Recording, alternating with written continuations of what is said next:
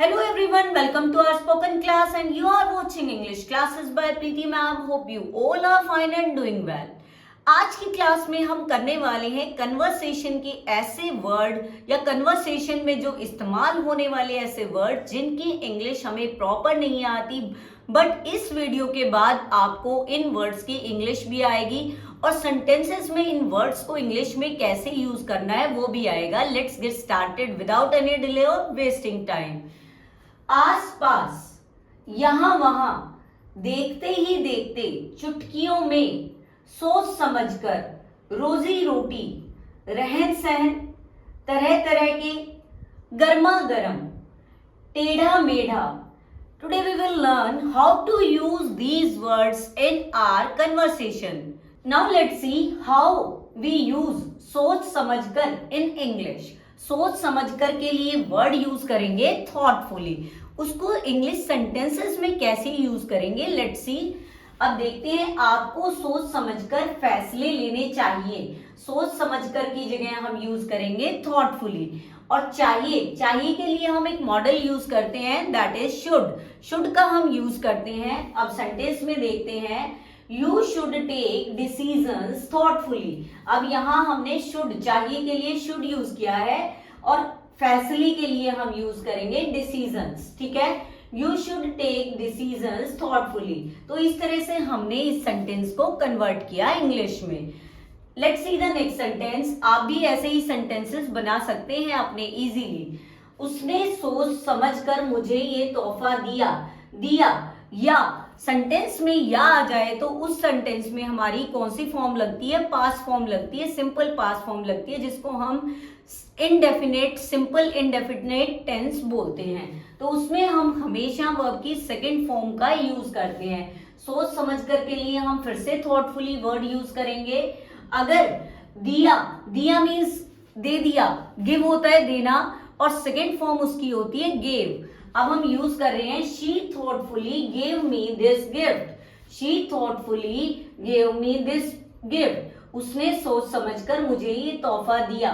तो मैंने आपको दो सेंटेंसेस एग्जांपल दिए हैं. सोच समझकर वाले सेंटेंसेस हम कैसे कन्वर्ट करेंगे. अब मैंने मॉडल वाला भी एक सेंटेंस दिया है, एक टेंस वाला सेंटेंस दिया है. तो आप अपनी अकॉर्डिंग, सेंटेंस के अकॉर्डिंग थॉटफुली का यूज करेंगे. नेक्स्ट हमारा है चुटकियों में. चुटकियों में मीन्स जल्दी ही, एकदम से. ठीक है ना, चुटकियों में मीन्स एकदम से. और यानी अब इसको इंग्लिश में कैसे बोलेंगे, इन वर्ड्स जो चुटकियों में है उसकी इंग्लिश रहेगी इन अ फ्लैश. या फिर हम एक वर्ड और भी यूज कर सकते हैं, in no time. In a flash या फिर इन नो टाइम. अब एग्जांपल देख लेते हैं. मैं ये काम चुटकियों में कर सकती हूँ, यानी बिना देरी के. मैं ये काम चुटकियों में कर सकती हूँ. आई can do this work in a flash. I can do this work in a flash. कर सकती हूँ. कर सकने के लिए हम मॉडल लगाते हैं भाई, कैन. अब नेक्स्ट सेंटेंस देखते हैं, यूज करते हैं इन नो टाइम का. I can do this work in no time. I can do this work in no time. तो ये सेंटेंस हमारे कंप्लीट हो गए. अब देखते हैं हम एक और एग्जाम्पल इसी का, चुटकियों में का ही एग्जाम्पल, कैसे इस वर्ड को चेंज करेंगे इंग्लिश में. बच्चों ने केक चुटकियों में खत्म कर दिया. बच्चों ने केक चुटकियों में खत्म कर दिया. The kids finished the cake in no time. The kids finished the cake in no time. दिया मैंने अभी बताया था पास्ट फॉर्म लगेगी, फिनिश सेकंड फॉर्म है. The kids finished the cake in a flash. दोनों वर्ड्स का यूज किया है, in no time, in a flash. दोनों का ही आप इस्तेमाल कर सकते हैं. किसके लिए, चुटकियों में के लिए. ठीक है, आप अपने खुद की सेंटेंस कंस्ट्रक्ट कर सकते हैं इन्हीं एग्जाम्पल को देखते हुए या प्रैक्टिस करते हुए. नेक्स्ट देखते हैं, देखते ही देखते, पलक झपकते ही, यानी एकदम से. हम बोलते हैं ना, देखते ही देखते तो वो तो बड़ा हो गया. देखते ही देखते उसने इस क्लास को पूरा कर लिया. तो देखते ही देखते का इंग्लिश में मीनिंग रहने वाला है in the blink of an eye. In the blink of an eye. अब हम जानेंगे कि how to use this phrase in the sentence. अब हम सेंटेंस लेते हैं, एग्जाम्पल लेते हैं. मोहन देखते ही देखते बड़ा हो गया. गया क्या शो कर रहा है कि ये पास्ट टेंस में है। पास्ट टेंस में हमेशा वर्ब की सेकेंड फॉर्म लगेगी। Mohan grew up in the blink of an eye. Mohan grew up in the blink of an eye. तो ये हमारी इंग्लिश में कन्वर्ट हो गया सेंटेंस। अब बात करते हैं नेक्स्ट एग्जाम्पल की। ले लेते हैं एक नेक्स्ट एग्जाम्पल। साल देखते ही देखते बीत गया। साल देखते ही देखते बीत गया या साल पलक झपकते ही बीत गया। In English, we can say the year passed in the blink of an eye. The year passed in the blink of an eye. अब बात करते हैं हम नेक्स्ट वर्ड की, जो कि वर्ड है हमारा गर्मा गर्म। गर्म के लिए तो हम हॉट वर्ड यूज करते हैं, hot milk, hot coffee, hot T, तो इसके लिए तो हम हॉट यूज करते हैं। लेकिन बात आ जाती है गर्मा गर्म। गर्मा गर्म की इंग्लिश रहेगी पाइपिंग हॉट। गर्मा गर्म की इंग्लिश रहेगी पाइपिंग हॉट। अब बात करते हैं सर्दियों में, तो कहते हैं गर्मा गर्म दूध से तो अच्छा कुछ भी नहीं है सर्दियों में। ठीक है, तो वैसे ही हम देखते हैं सेंटेंस, एक एग्जांपल ले लेते हैं। सुबह गर्मा गर्म दूध से अच्छा कुछ नहीं। सुबह गर्मा गर्म दूध से अच्छा कुछ भी नहीं। Nothing is better than piping hot milk in the morning. In English, we can say this sentence like this. Nothing is better than piping hot milk in the morning. Let's see one more example for you. आपको भी इसी तरह के example comment section में mention करने हैं। जो channel पे नया है तो चैनल को सब्सक्राइब भी कर देंगे और क्लास को लाइक भी कर देंगे। नेक्स्ट एग्जाम्पल देखते हैं। उसने मक्खन के साथ गर्मा गर्म पराठे परोसे।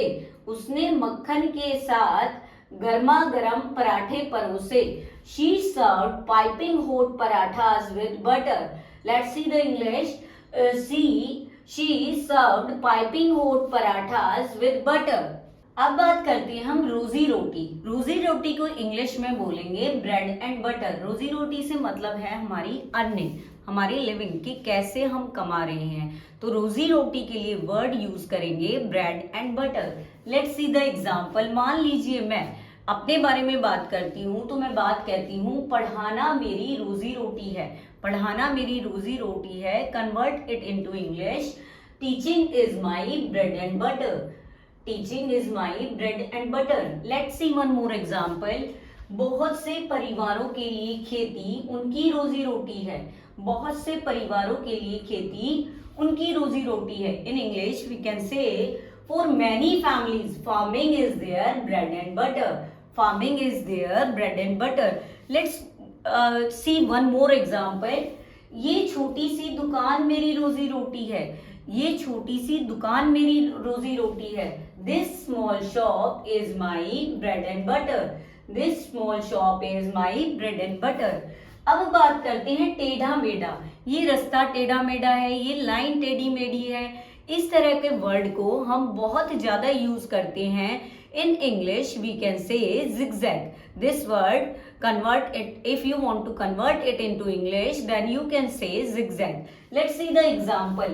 इस इलाके में बहुत टेढ़े मेढ़े रास्ते हैं। इस इलाके में बहुत टेढ़े मेढ़े रास्ते हैं। In English we can say there are many zigzag roads in this area. There are many zigzag roads in this area. Let's see the another example for you. गाड़ी टेढ़ी मेढ़ी चाल में चल रही थी। चल रही थी, it means it was moving in the past. Past की बात की जा रही है। The car was moving in the zigzag pattern. The car was moving in a zigzag pattern. अब देखते हैं तरह तरह की इंग्लिश होती है डिफरेंट काइंड ऑफ। क्या होता है? डिफरेंट काइंड ऑफ या डिफरेंट काइंड्स ऑफ। अब एग्जाम्पल देख लेते हैं इसका। इस बगीचे में तरह तरह के फूल हैं। There are different kinds of flower. There are different kinds of flowers in this garden. मेरे घर में अलग अलग तरीके के तरह तरह के फूल हैं। In my home there are different kinds of flower, या हम कह सकते हैं there are different kinds of flower in my home या in my house. Next is मैंने अपनी जिंदगी में तरह तरह के लोग देखे हैं।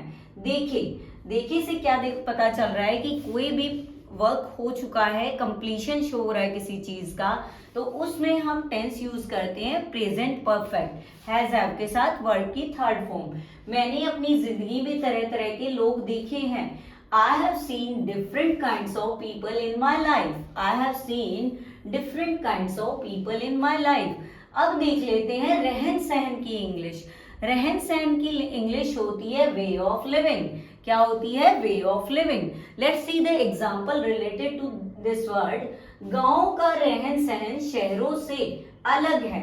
The way of living in the villages is different from cities.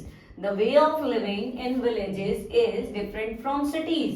Let's see the next example. उसका रहन सहन बहुत साधारण है। His way of living is very simple. His way of living is very simple. आप भी जो आपको फेवरेट लगे ना, उसी वर्ड का एक सेंटेंस कमेंट सेक्शन में जरूर मेंशन करना है। अब हम देख लेते हैं यहाँ वहां की इंग्लिश होती है here and there. How will we use these words in our sentence? Let's see. वह अपने कपड़े घर में यहाँ वहां छोड़ देता है। वह अपने कपड़े घर में यहाँ वहां छोड़ देता है। He leaves his clothes here and there in the house. He leaves his clothes here and there in the house. Let's see the next example. गली में बच्चे यहाँ वहां दौड़ रहे थे। गली में बच्चे यहाँ वहां दौड़ रहे थे। In English we can say children were running here and there in the street. तो आज हमने बहुत ही इम्पोर्टेंट स्ट्रक्चर सीखे हैं, जैसे सोच समझ कर के लिए हमने थॉटफुली यूज किया, ठीक है, और हमने बहुत सारे स्ट्रक्चर यहाँ वहां के लिए हेयर एंड देयर यूज किया। डिफरेंट स्ट्रक्चर्स हमने सीखे हैं। I hope this class is beneficial for you. If you found this class useful, don't forget to subscribe my channel, share and like my video. See you soon in the next class. Till then, take care. Goodbye.